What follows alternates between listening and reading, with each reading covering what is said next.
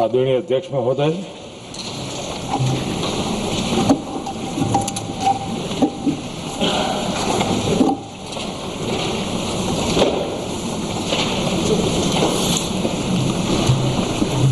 आदरणीय अध्यक्ष महोदय,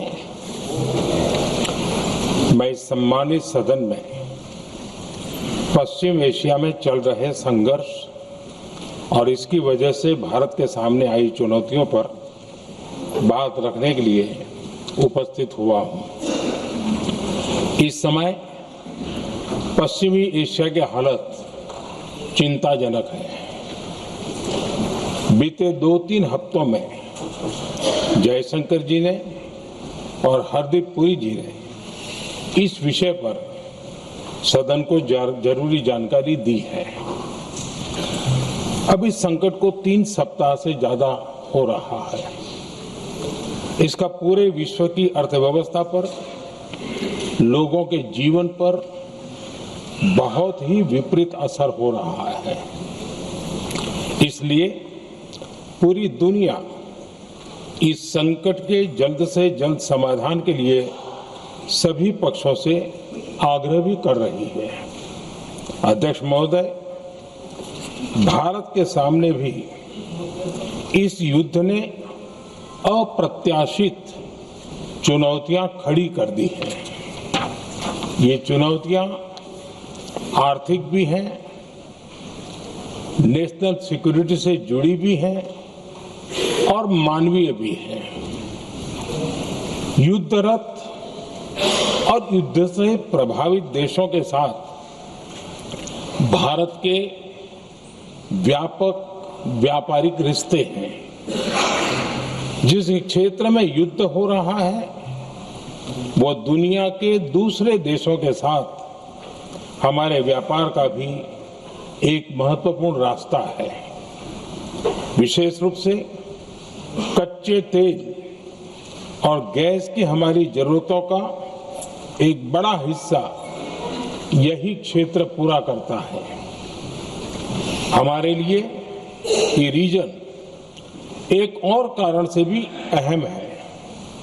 लगभग 1 करोड़ भारतीय खाड़ी देशों में रहते हैं और वहां काम करते हैं। वहां समंदर में जो कमर्शियल शिप चलते हैं उनमें भारतीय क्रू मेंबर्स की संख्या भी बहुत अधिक है। ऐसे अलग अलग कारणों के चलते भारत की चिंताएं स्वाभाविक रूप से अधिक है। इसलिए ये आवश्यक है कि भारत की संसद से इस संकट को लेकर एक मत और एकजुट आवाज दुनिया में जाए।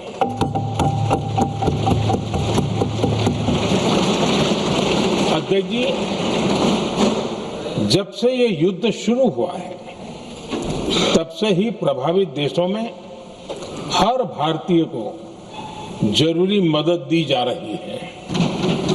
मैंने खुद पश्चिम एशिया के ज्यादातर देशों के राष्ट्राध्यक्षों के साथ 2 राउंड फोन पर बात की है। सभी ने भारतीयों की सुरक्षा का पूरा आश्वासन दिया है। दुर्भाग्य से इस दौरान कुछ लोगों की दुखद मृत्यु हुई है और कुछ घायल हुए हैं। ऐसे मुश्किल हालात में परिवारजनों को आवश्यक मदद दी जा रही है। जो घायल है उनका बेहतर इलाज सुनिश्चित कराया जा रहा है। अध्यक्ष जी, प्रभावित देशों में हमारे जितने भी मिशन हैं वो निरंतर भारतीयों की मदद करने में जुटे हैं। वहां काम करने वाले भारतीय हो या फिर जो टूरिस्ट वहां गए हैं, सभी को हर संभव मदद दी जा रही है। हमारे मिशन नियमित रूप से एडवाइजरी जारी कर रहे हैं। यहां भारत में और अन्य प्रभावित देशों में 24/7 कंट्रोल रूम और आपातकालीन हेल्पलाइन स्थापित की गई है। इनके माध्यम से सभी प्रभावितों को त्वरित जानकारी दी जा रही है। अध्यक्ष जी, संकट की स्थिति में देश विदेश में भारतीयों की सुरक्षा हमारी बहुत बड़ी प्राथमिकता रही है। युद्ध शुरू होने के बाद से लेकर अब तक 3,75,000 से अधिक भारतीय सुरक्षित भारत लौट चुके हैं। ईरान से ही अभी तक लगभग 1,000 भारतीय सुरक्षित वापस लौटे हैं। इनमें 700 से अधिक मेडिकल की पढ़ाई करने वाले युवा हैं। खाड़ी देशों में भारतीय स्कूलों में हजारों विद्यार्थी पढ़ते हैं। सीबीएसई ने ऐसे सभी भारतीय स्कूलों में होने वाली कक्षा 10वीं और 12वीं की निर्धारित परीक्षाओं को रद्द कर दिया है। इन बच्चों की पढ़ाई निर्बाध चलती रहे, इसके लिए सीबीएसई उचित कदम उठा रही है। यानी सरकार संवेदनशील भी है, सतर्क भी है और हर सहायता के लिए तत्पर भी है। माननीय अध्यक्ष जी, भारत में बड़ी मात्रा में कच्चा तेल, गैस और फर्टिलाइजर जैसी अनेक जरूरी चीजें हॉर्मुज स्ट्रेट के रास्ते से आती हैं। युद्ध के बाद से ही हॉर्मुज स्ट्रेट में जहाजों का आना जाना बहुत चुनौतीपूर्ण हो गया है। बावजूद इसके हमारी सरकार का ये प्रयास रहा है कि पेट्रोल, डीजल और गैस की सप्लाई बहुत ज्यादा प्रभावित न हो। देश के सामान्य परिवारों को परेशानी भी कम से कम हो, इस पर हमारा फोकस रहा है। हम सभी जानते हैं, देश अपनी जरूरत की 60% एलपीजी आयात करता है। इसकी सप्लाई में अनिश्चितता के कारण सरकार ने एलपीजी के डोमेस्टिक उपयोग को प्राथमिकता दी है। साथ ही एलपीजी के देश में ही उत्पादन को भी बढ़ाया जा रहा है। पेट्रोल, डीजल की सप्लाई पूरे देश में सुचारू रूप से होती रहे, इस पर भी लगातार काम किया गया है। अध्यक्ष जी, आज की इन परिस्थितियों में एनर्जी सिक्योरिटी को लेकर बीते एक दशक में उठाए गए कदम और भी प्रासंगिक हो गए हैं। भारत ने बीते 11 वर्षों में अपनी एनर्जी इंपोर्ट का डाइवर्सिफिकेशन किया है। पहले क्रूड ऑयल, एलएनजी, एलपीजी ऐसी एनर्जी जरूरतों के लिए 27 देशों से इंपोर्ट किया जाता था। वहीं आज भारत 41 देशों से एनर्जी इंपोर्ट करता है। अध्यक्ष जी, बीते दशक में भारत ने संकट के ऐसे ही समय के लिए कच्चे तेल के भंडारण को भी प्राथमिकता दी है। आज भारत के पास 53 लाख मीट्रिक टन से अधिक का स्ट्रेटेजिक पेट्रोलियम रिजर्व है और 65 लाख मीट्रिक टन से अधिक के रिजर्व की व्यवस्था पर देश काम कर रहा है। हमारी तेल कंपनियों के पास जो रिजर्व रहता है वो अलग है। बीते 11 वर्षों में हमारी रिफाइनिंग कैपेसिटी में भी उल्लेखनीय वृद्धि हुई है। अध्यक्ष जी, सरकार अलग अलग देशों के सप्लायर्स के साथ भी लगातार संपर्क में है। प्रयास ये है कि जहां से संभव हो वहां से तेल और गैस की सप्लाई होती रहे। भारत सरकार गल्फ और आसपास के शिपिंग रूट्स पर निरंतर नजर बनाए हुए है। हमारा प्रयास है कि तेल हो, गैस हो, फर्टिलाइजर हो, ऐसे हर जरूरी सामान से जुड़े जहाज भारत तक सुरक्षित पहुंचे। हम अपने सभी वैश्विक सहयोगियों के साथ निरंतर संवाद कर रहे हैं ताकि हमारे मैरीटाइम कॉरिडोर सुरक्षित रहे। ऐसे प्रयासों के कारण बीते दिनों हॉर्मुज स्ट्रेट में फंसे हमारे कई जहाज भारत आए भी हैं। अध्यक्ष जी, संकट के इस समय में देश की एक और तैयारी भी बहुत काम आ रही है। पिछले 10-11 साल में इथेनॉल के उत्पादन और उसकी ब्लेंडिंग पर अभूतपूर्व काम हुआ है। एक दशक पहले तक देश में सिर्फ 1-1.5% इथेनॉल ब्लेंडिंग कैपेसिटी थी। आज हम पेट्रोल में 20% इथेनॉल ब्लेंडिंग के करीब पहुंच रहे हैं। इसके कारण प्रति वर्ष करीब 4.5 करोड़ बैरल कम ऑयल इंपोर्ट करना पड़ रहा है। ऐसे ही रेलवे के बिजलीकरण से भी बहुत बड़ा फायदा हो रहा है। अगर रेलवे का इतना बिजलीकरण न होता तो हर साल करीब 180 करोड़ लीटर डीजल अतिरिक्त लगता। ऐसे ही हमने मेट्रो का नेटवर्क बढ़ाया है। 2014 में जहां देश में मेट्रो नेटवर्क 250 किलोमीटर से भी कम था, आज ये बढ़कर करीब 1100 किलोमीटर हो गया है। हमने इलेक्ट्रिक मोबिलिटी पर बहुत अधिक बल दिया। केंद्र सरकार ने राज्यों को 15,000 इलेक्ट्रिक बसें चलाने के लिए दी हैं। आज जिस स्केल पर वैकल्पिक ईंधन पर काम हो रहा है, उससे भारत का भविष्य और सुरक्षित होगा।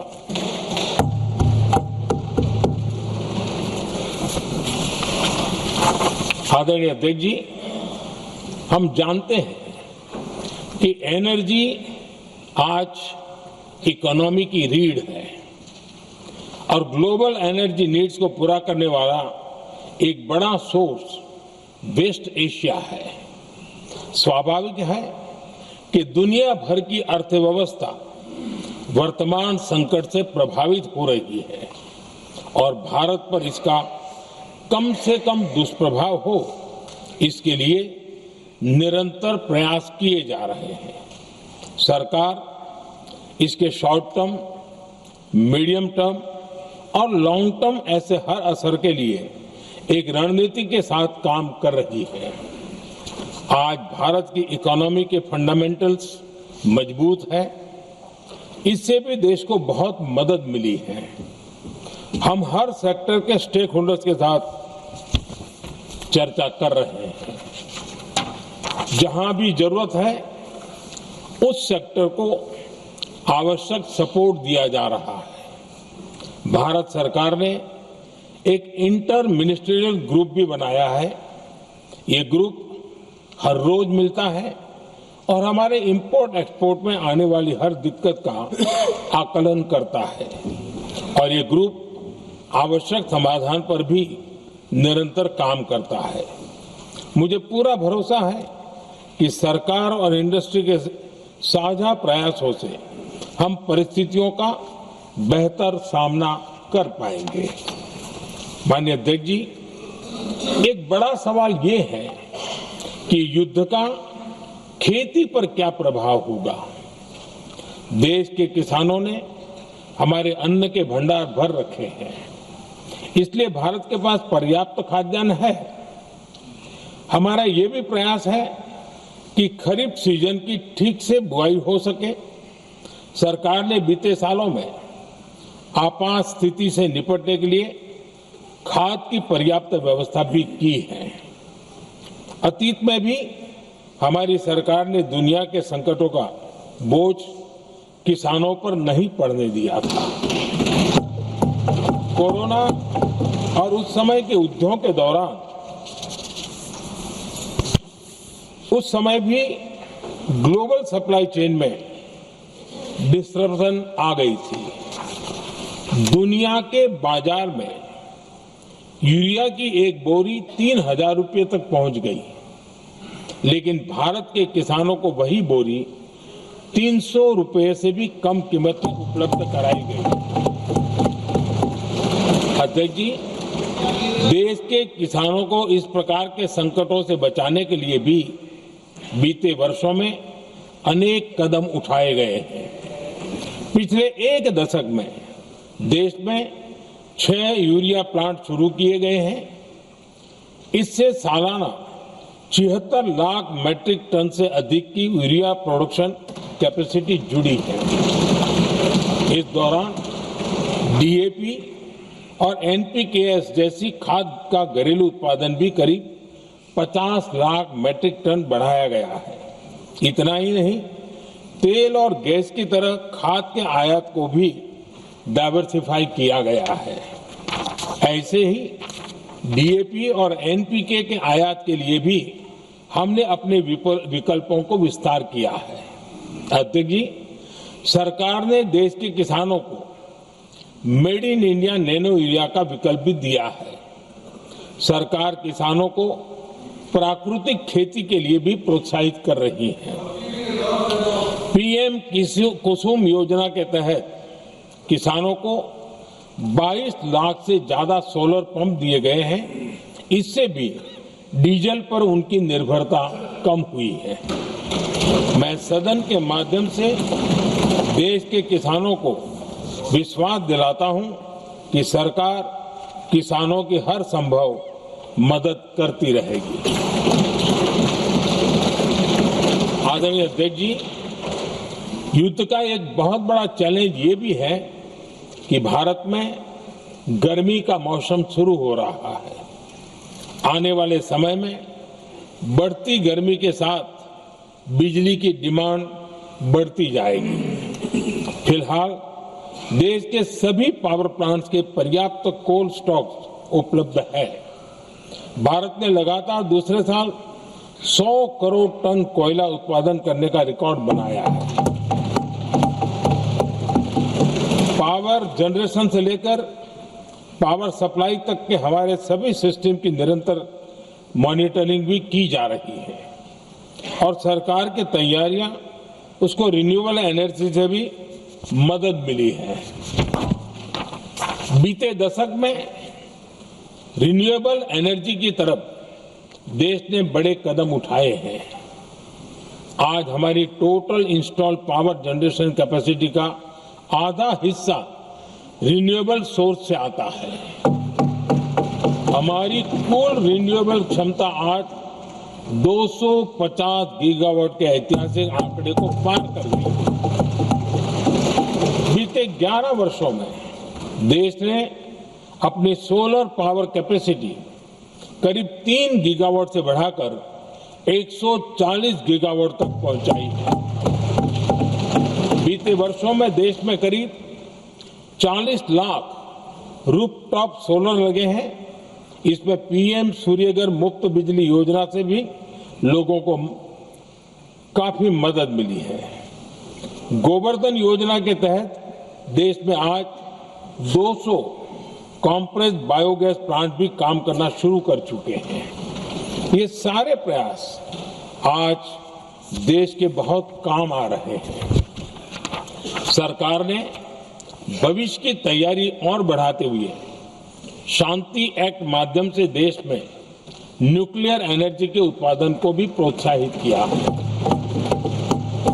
कुछ ही दिन पहले small hydro power development scheme को भी हरी झंडी दी गई है, जिससे अगले 5 वर्षों में 1500 मेगावाट नई हाइड्रो पावर कैपेसिटी जोड़ी जाएगी। आदरणीय अध्यक्ष जी, जहां तक डिप्लोमेसी की बात है, भारत की भूमिका स्पष्ट है। शुरुआत से ही हमने इस संघर्ष को लेकर अपनी गहरी चिंता व्यक्त की है। मैंने स्वयं भी पश्चिम एशिया की सभी संबंधित नेताओं से बातचीत की है। मैंने सभी से तनाव को कम करने और इस संघर्ष को खत्म करने का आग्रह किया है। भारत ने नागरिकों, एनर्जी और ट्रांसपोर्ट से जुड़े इंफ्रास्ट्रक्चर पर हमलों का विरोध किया है। कमर्शियल जहाजों पर हमला और हॉर्मुज स्ट्रेट जैसे अंतर्राष्ट्रीय जलमार्ग में रुकावट अस्वीकार्य है। भारत डिप्लोमेसी के जरिए युद्ध के इस माहौल में भी भारतीय जहाजों के सुरक्षित आवागमन के लिए निरंतर प्रयास कर रहा है। अध्यक्ष महोदय, भारत हमेशा से ही मानवता के हित में और शांति के पक्ष में अपनी आवाज उठाता रहा है। मैं फिर कहूंगा कि बातचीत और कूटनीति ही इस समस्या का समाधान है। हमारे हर प्रयास तनाव को कम करने, इस संघर्ष को समाप्त करने के लिए है। इस युद्ध में किसी के भी जीवन पर संकट मानवता के हित में नहीं है। इसलिए भारत का प्रयास सभी पक्षों को जल्द से जल्द शांतिपूर्ण समाधान के लिए प्रोत्साहित करने का है। अध्यक्ष जी, जब ऐसे संकट आते हैं तो कुछ तत्व इसका गलत फायदा उठाने की कोशिश भी करते हैं। इसलिए कानून व्यवस्था सुनिश्चित करने वाली सभी एजेंसियों को अलर्ट पर रखा गया है। कोस्टल सिक्योरिटी हो, बॉर्डर सिक्योरिटी हो, साइबर सिक्योरिटी हो, स्ट्रेटेजिक इंस्टॉलेशंस हो, सबकी सुरक्षा को और मजबूत किया जा रहा है। अध्यक्ष जी, इस युद्ध के कारण दुनिया में जो कठिन हालात बने हैं, उनका प्रभाव लंबे समय तक बने रहने की आशंका है। इसलिए हमें तैयार रहना होगा, हमें एकजुट रहना होगा।